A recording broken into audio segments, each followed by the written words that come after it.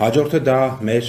արտադրողականության գործակիցն է, երևի փորձեմ այսպես ցույց տալ, որովհետև ես վստահ չեմ, որ տեսեք արտադրողականության մեր ցուցանիշը շարունակաբար աճում է, ինչ է սա նշանակում, սա նշանակում է, որ եւ եթե նայենք օրինակ մի քանի տարի առաջվա նկատմամբ կրկնապատկվել է մեր արտադրողականությունը։ Սա նշանակում է, որ նույն մարդը պայմանական նույն գործարանում, նույն ժամանակահատվածում երկու անգամ ավելի շատ արդյունք է ստացվում, երկու անգամ ավելի արդյունավետ է աշխատում։ Իսկ դա ինչպես է տեղի ունենում եւ այդտեղ էկոնոմիկայի նախարարությունը ինչ դերակատարում ունի։ Դրանպես արտադրողականության ավելացման երկու հիմնական ձև կա, եղանակ կա, մեթոդ կա,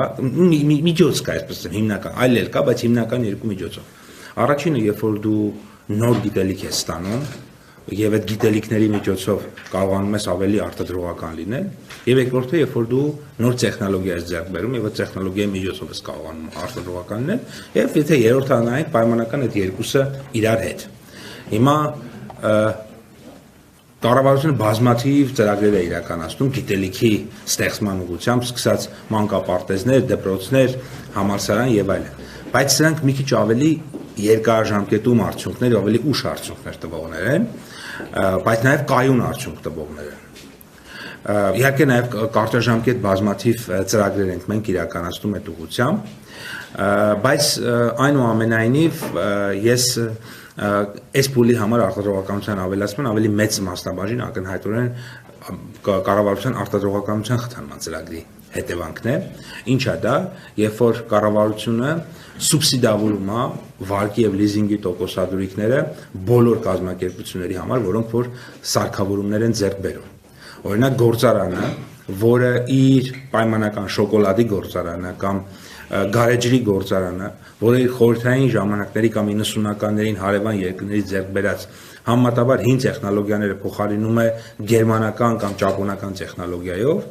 այդ ժամանակ այդ գործարանի թողարկած արտադրանքի ոչ միայն որակն է բարելավում, այլ նաև շատ ավելի արտադրողական է ինքը լինում, շատ ավելի շատ արտադրանք է թողարկում, շատ ավելի բարձր որակի եւ այլն, եւ այս ծրագրի սրա պորտֆելի մասին ես քիչ անց կպատմեմ ձեզ, որովհետեւ այստեղ մի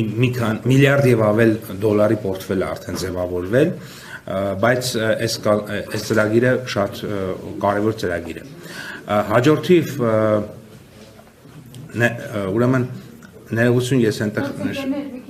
ես նշեցի 821-470-ը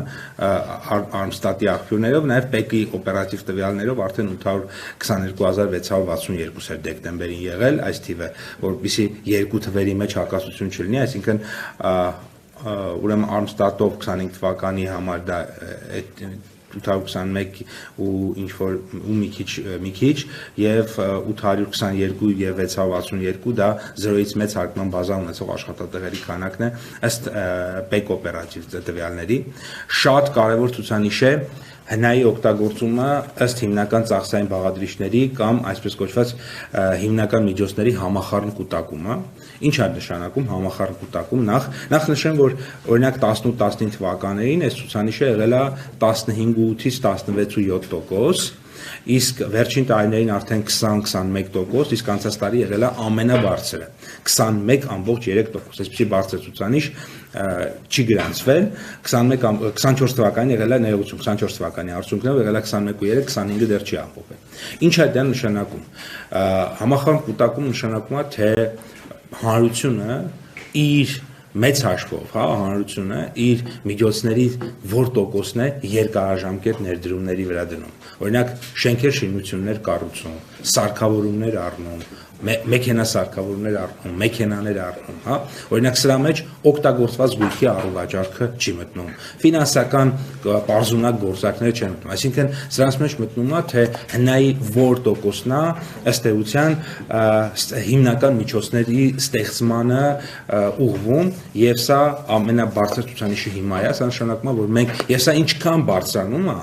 այնքան նշանակում է, որ մենք սպառողից կամաց վերածվում ենք ստեղծողի։ Եվ այս առումով այս ցուցանիշը դեռևս մեզ իհարկե չի բավարարում, բայց քանի որ ինքը առավելագույն ու լավագույն ցուցանիշներն են արձանագրվում, դա նշանակում է, որ մենք երկարաժամկետ ներդրումներ Հայաստանում գնալով ավելի մեծ մասնաբաժիններ ունենում եւ ինչքան այստեղ սրա տոկոսը մեծանա, այնքան մեր հնայի պոտենցիալը կմեծանա ապագայում, որովհետեւ դու ինչքան շատ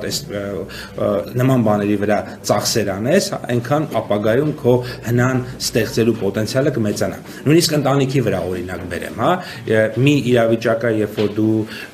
քո աշխատած աշխատավարձը ամբողջությամբ ասենք կծախսես սննդի ու հանգստի վրա, մեկ այլ իրավիճակ կարող է լինել, երբ որ քո ստացած աշխատավարձի մի մասը ասենք ծախսես